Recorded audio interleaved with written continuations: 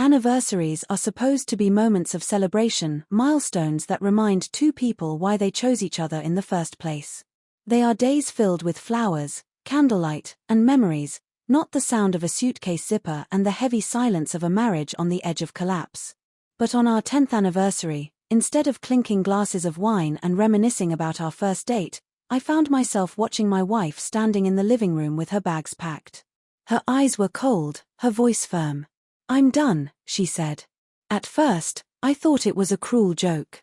Maybe she was trying to get back at me for forgetting the flowers, or maybe she was angry because I had been working too much. But as I looked at her trembling hands gripping the handle of her suitcase, I knew this wasn't a joke. Something inside her had broken long before that day, and I hadn't noticed. The cracks we ignore. Looking back, I can't say there weren't signs. The late-night silences at dinner, the way she avoided holding my hand in public, how she smiled less and sighed more.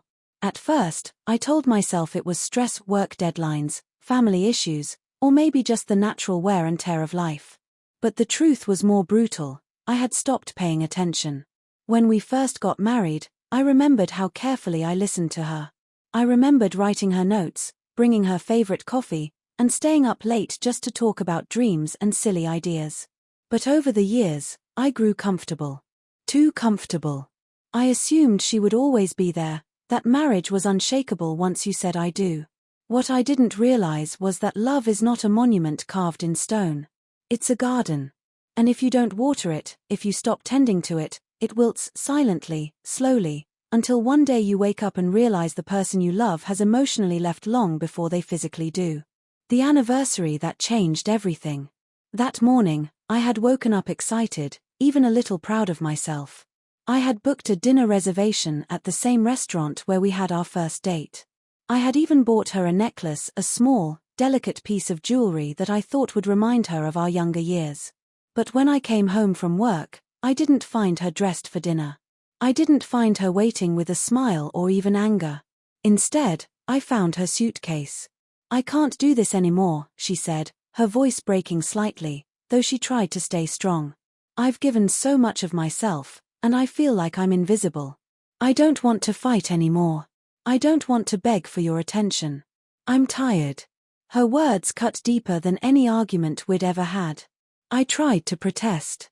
I told her we were fine, that couples go through ups and downs. I reminded her of the necklace, the reservation, the plans I had made. But to her, those gestures were too little, too late. She picked up her bags and walked toward the door. The twist, she didn't leave. And then, in a moment I will never forget, she stopped. Her hand was on the doorknob, but she froze. For what felt like hours, she stood there in silence. I could see her shoulders trembling. She turned slightly, her eyes filled with tears. "I don't want to leave you," she whispered. "But I can't keep living like this." That was the moment I realized she hadn't just packed her bags to leave me. She had packed her bags to test if I was willing to fight for her, for us. I dropped everything, my pride, my excuses, my defenses.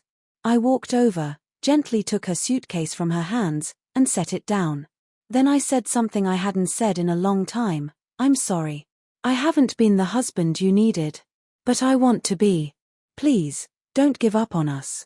For the first time in months, maybe years, she broke down and cried in my arms. The road back. That night, instead of dinner at a fancy restaurant, we sat on the living room floor with takeout pizza. We talked for hours, not about bills or schedules, but about us. About how she felt unseen, about how I felt overwhelmed but didn't know how to express it, about how we had let life get in the way of love. It wasn't easy. Words alone couldn't fix years of neglect. But that night was the turning point. It was the moment we both realized that love doesn't survive on autopilot, it requires effort, vulnerability, and a willingness to keep choosing each other, even when it's hard. Lessons learned. If you've made it this far into my story, maybe you're in a relationship that feels like it's slipping away. Maybe you've noticed the cracks but told yourself it's just a phase. Let me tell you, don't wait until the suitcase appears at the door. Don't wait until the person you love is whispering "I'm done." Love isn't about grand gestures once a year on anniversaries. It's about the small things, the daily effort, the listening, the reminders that you still see and value your partner. My wife didn't leave that night. But she could have. And if she had, I would have lost the best part of my life because of my own blindness. Now, years later, I still think about that suitcase. It reminds me that marriage is fragile, but also that it can be rebuilt if both people are willing to fight for it. Every anniversary since then has been a reminder not of the night she almost left, but of the night we chose to stay. Broken Heart Deception Diaries takeaway: sometimes the scariest words in a marriage are not "I love you" or "I hate you." They're "I'm done." But if you're lucky, sometimes "I'm done" doesn't mean the end. Sometimes, it's a desperate cry for change, and a second chance waiting to be claimed. Anniversaries are supposed to be days of love, joy, and reflection, days that remind two people of the promises they once made and the journey they have taken together. But for me, our 10th anniversary became the night I nearly lost everything. My wife had her suitcase packed. She stood in our living room with tears in her eyes, her voice trembling but firm as she said the words I thought I'd never hear. "I'm done." Flashback: the early days. We met in college. I was clumsy, broke, and uncertain about my future, while she was full of life, her laughter filling every room she entered. She wasn't just beautiful, she was magnetic. She had dreams, ambitions, and a heart so full of kindness it overwhelmed me. I remember our first date. I was so nervous I spilled water on the table, but she laughed it off. That night, as we walked home under the streetlights, she slipped her hand into mine.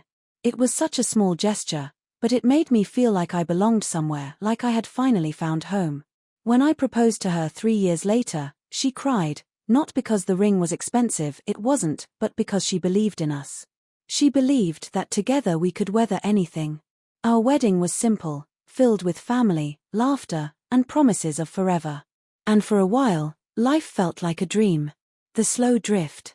But somewhere along the way, forever began to feel routine. Bills piled up. Work consumed me. Responsibilities multiplied. I convinced myself that working late and chasing promotions was my way of loving her, by providing, by building a future. But what she needed wasn't just money in the bank or a roof over her head. She needed my time, my attention, my heart. I began to notice the little changes but brushed them aside. She stopped waiting up for me at night. She stopped leaving little notes in my lunch. She started scrolling on her phone more often, her laughter quieter, her eyes distant.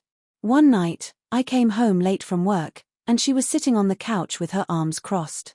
She asked me if I even noticed her anymore. I dismissed it, telling her she was overthinking. I regret that moment more than anything. Because that night, she stopped asking for my attention. And when someone stops asking, it means they've already given up inside. The breaking point. By the time our 10th anniversary arrived, I thought everything was fine. I had booked a nice dinner. I had bought her a necklace. I thought I was being thoughtful. But when I walked in, there was no anticipation, no smile, no warmth. Just her suitcase. "I can't do this anymore," she said. "I've tried to hold this marriage together, but I feel like I'm the only one fighting. I feel invisible. I feel like I don't matter to you anymore." Her words shattered me. I tried to argue, to defend myself. I told her I was working hard for us. But she shook her head. "You've been working for everything else but us. You stopped seeing me a long time ago." She reached for the suitcase, ready to leave. The twist. And then, she stopped at the door. Her hand lingered on the knob, but she didn't turn it. She stood there, shoulders shaking, tears spilling silently. I realized she didn't want to leave, she wanted to be heard. She wanted to be fought for. I walked to her, took the suitcase from her hand, and whispered, "Please don't go. I don't want to lose you. I'm sorry for not being the man you needed me to be. I want to do better. I want to love you the way you deserve. Please, give me another chance." For the first time in months, she looked at me not with anger, not with disappointment, but with raw, aching vulnerability. And then she collapsed into my arms, crying harder than I'd ever seen. The road back. That night, instead of dining in a fancy restaurant, we sat cross-legged on the floor eating cold pizza. We talked, really talked, for the first time in years. She told me how lonely she felt, how she had cried herself to sleep on nights I wasn't there, how she had considered leaving 100 times before but always held on because she believed in us. I admitted my failures, my arrogance in thinking love could survive without effort, my blindness to her needs, my inability to prioritize what truly mattered. We promised each other something that night: no more silence, no more autopilot, no more neglect. If we were going to save our marriage, it would take work every single day. Rebuilding. The weeks after weren't magical. They were hard. There were awkward conversations, lingering resentments, and moments when we both wondered if we had waited too long to fix things. But slowly, we rebuilt. I started coming home early, not just once in a while, but regularly. We made time for walks, for coffee dates, for just sitting on the couch and holding hands without distractions. I listened more. I looked at her, really looked at her, the way I used to when we first fell in love. And she, in turn, softened. She smiled more, laughed more, began leaving those little notes again. The house felt warm again, alive again. The anniversary that changed us forever. Now, every anniversary, we don't just celebrate love, we celebrate survival. We celebrate the night she almost left but didn't, the night we chose each other again, the night we learned that love isn't something you feel every day, it's something you choose every day. Because the truth is, marriage isn't about never fighting, never hurting, or never struggling. It's about fighting through the hurt, choosing to stay even when leaving feels easier, and remembering that love is built not in the grand moments, but in the small, everyday choices. Final thoughts. When I look at her now, I see the same woman I fell in love with, but I also see more. I see strength. I see patience. I see someone who was brave enough to almost walk away, not because she stopped loving me, but because she loved herself enough to demand more. And I'm grateful she didn't leave. Because that night, I learned the most important lesson of my life: never take love for granted. Broken Heart Deception Diaries moral: sometimes I'm done doesn't mean the end. Sometimes, it's a plea, a desperate cry for change. And if you're willing to listen, to fight, and to rebuild, you might just find that the end can become a new beginning.